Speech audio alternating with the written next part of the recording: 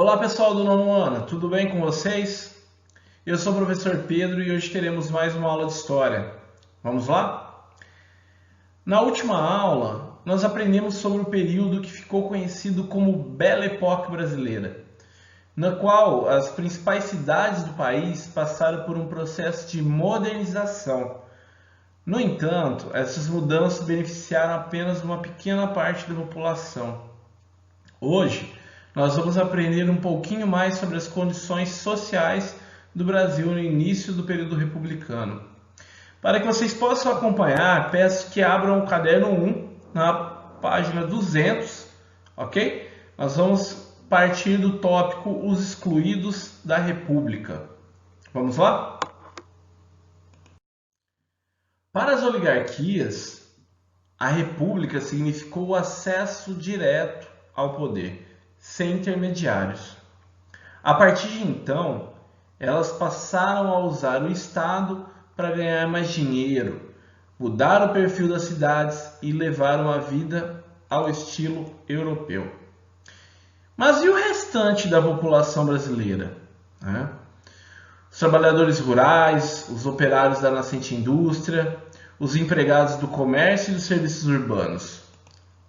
Como que estava para eles, Como eles participaram desse novo regime republicano? Vimos que a grande maioria dessa população foi excluída do direito ao voto. Isso, porém, não significa a ausência de participação política durante a Primeira República. Essa população se manifestava assim, mas por meio de críticas que era publicado em parte da imprensa, a partir de protestos, rebeliões, saques e greves. Em suas lutas políticas, os grupos populares tiveram de enfrentar intensa repressão. A maior parte das suas reivindicações era tratado pelas autoridades como caso de polícia. Apesar disso,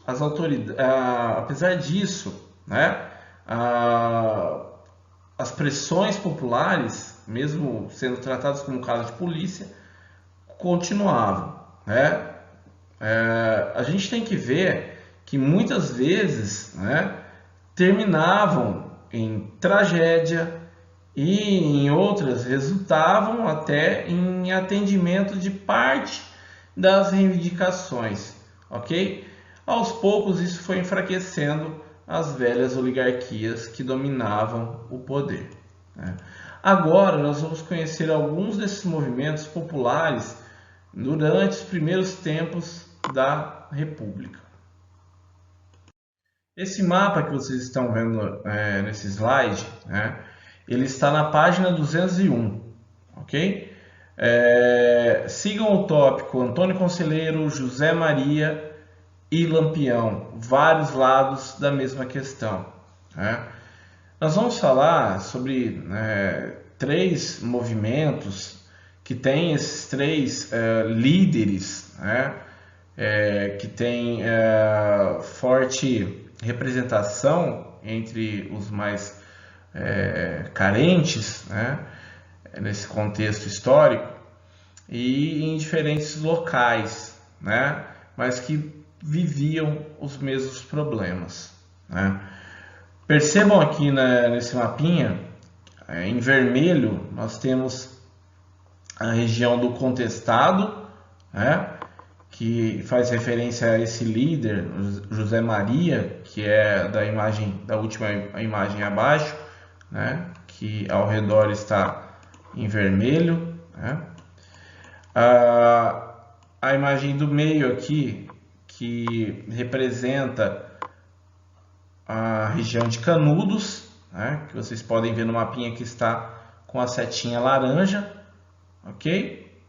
E em verde o Cangaço, Então aconteceu em diferentes regiões, porém problemas parecidos. A República não melhorou a vida de milhões de camponeses que viviam no Nordeste do país. Nós temos que entender que as secas frequentes agravavam ainda mais a crise econômica provocada pela decadência da produção de produtos como açúcar, né, e outros produtos da região Nordeste. Milhares de camponeses nordestinos migravam para outros pontos do país em busca de ocupação e de melhores condições de vida. Plantações de café no Sudeste e a exploração da borracha na Amazônia eram destinos frequentes para esses imigrantes. Né? Os que ficavam no Nordeste, em sua terra natal, além de conviver com extrema miséria, tinham que suportar a exploração dos grandes proprietários e coronéis que dominavam o Nordeste, certo?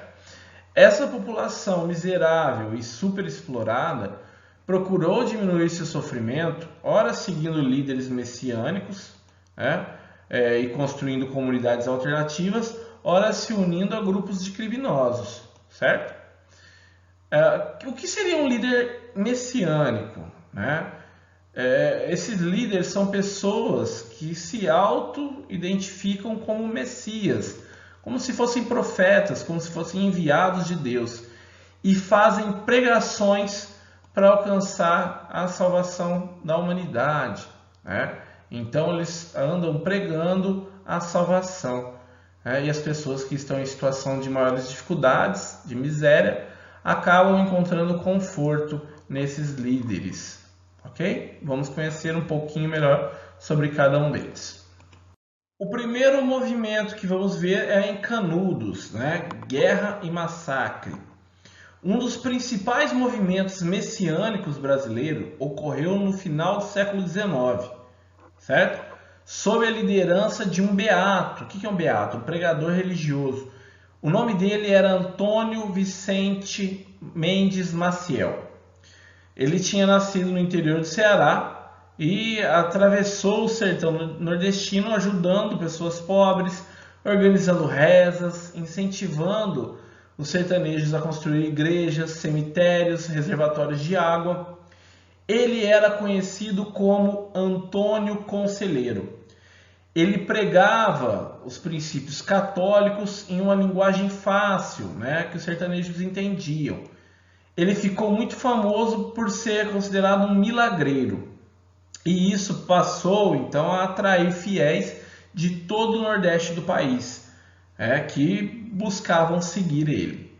Em 1893, Conselheiro e seus seguidores fundaram as margens do rio Vaza Barris, em uma região conhecida como Canudos. Eles fundaram o povoado de Belo Monte. Lá, eles organizaram uma comunidade rural religiosa, em que cada trabalhador era dono do que produzia, mas também colaborava com o grupo, doando parte de sua produção para um fundo em comum, uma doação para aqueles que não tinham condições de trabalhar na terra. Nesse povoado não havia cobrança de impostos. Aos poucos, o povoado atraía mais camponeses, mais e mais camponeses. E chegou a ter cerca de 10 mil pessoas que deixavam fazendas da região para viver lá em Canudos. Obviamente, isso descontentou os fazendeiros da região, que sentiam-se ameaçados, certo? Pois além de perder a mão de obra, eles temiam que esse movimento servisse de exemplo para o surgimento de outras comunidades igualitárias. Assim, eles iam acabar ficando sem trabalhadores para as terras deles, né? O governo estava preocupado principalmente com as críticas que os membros dessa comunidade tinham com o governo republicano. Para Antônio Conselheiro e seus seguidores, quando o Brasil se tornou república e separou religião e governo, isso era uma obra do anticristo, certo? Era algo do pecado. Então era algo bem errado. Fazendeiros e governo estadual e federal se uniram para destruir Canudos, né? Eles enviaram expedições militares ao povoado. As 3 primeiras expedições foram derrotadas pela população local, que estava armada com pau e pedra, né? Mas eles conheciam muito bem o território que eles estavam batalhando.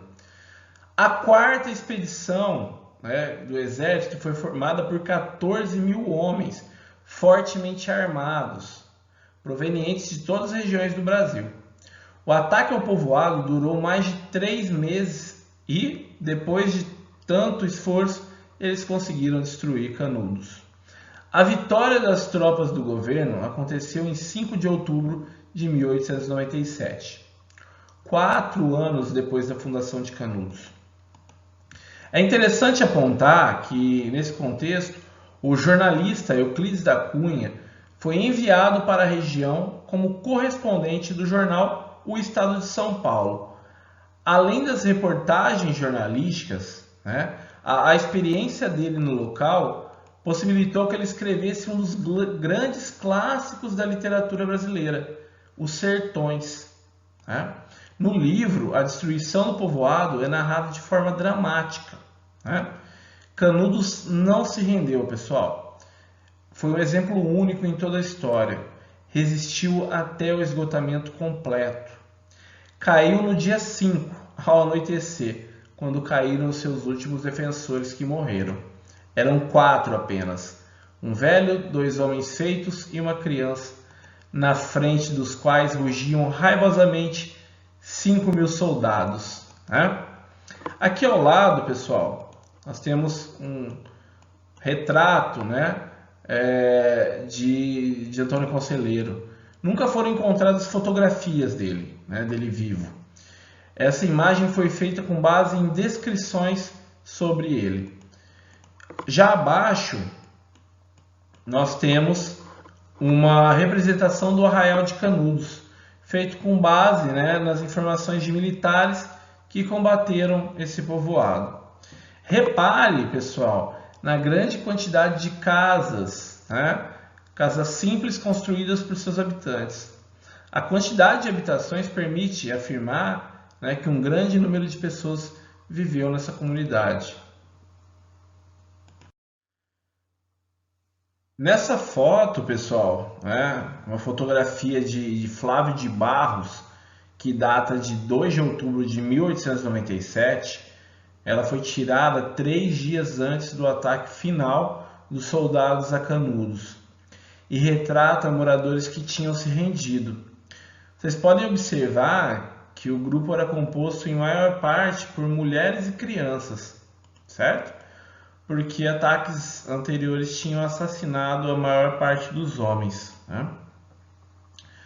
Bom, pessoal, na aula de hoje vocês conheceram algumas formas de organização e resistência popular que ocorreram nos sertões no período da Primeira República. E na próxima aula vamos continuar, vamos ver sobre o contestado, sobre o cangaço, e também iremos, na próxima aula, conhecer sobre algumas revoltas que aconteceram nas cidades. Ok? Pessoal, espero que tenham gostado da aula. Ao lado está o meu contato, caso vocês tenham dúvidas. Bons estudos, muito obrigado e até a próxima aula.